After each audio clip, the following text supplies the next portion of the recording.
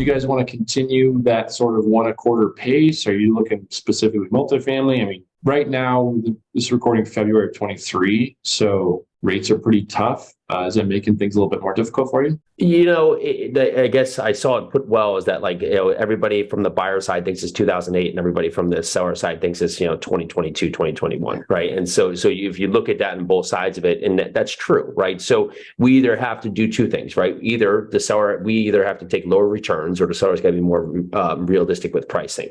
However, there's the in-between, right? Where we find is that rates are not just an even keel, right? That's why having more relationships with banks, right? So you may find at different times speak to different really banks to use or different opportunities to use, and really different properties will speak to different banks to use. So having everything from, your debt funds to your bridge, to your banks, to your community banks, your local banks, your credit unions, your Fannie and Freddie, having a full cycle of where everybody is at, it's going to give you a bigger picture of how you can proceed forward. Right now, if you go to banks, every single bank, especially if they're loaning off their balance sheet, is going to have different terms and different rates. And some are going to be more aggressive or less aggressive based on their exposure and how much money they have to put out right now. So noting that, you can sometimes have the opportunity to go back and find good opportunities based on having a good lender who's going to work with you. The other side of this, noting that there is also always the seller financing option. We're about to sign up a deal that's a seller financing option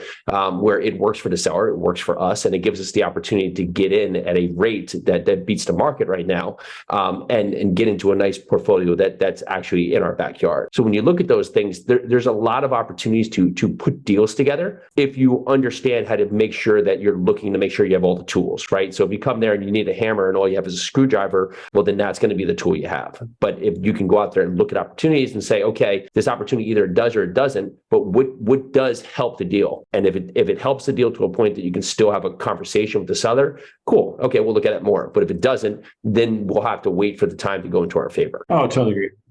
We bought 2 last year on assignments as well. Like, there's the ability to grab a loan that someone else signed up for 2 years ago. And if that loan is signable, that's a great deal. I mean, there's a handful of deals out there I've looked at recently, same story. So I love the analogy of the tool belt. It's like, if you need a hammer and all you've got is, unfortunately, a screwdriver, you're in a tough spot. But if you've got a pretty good tool belt, you have the education behind you.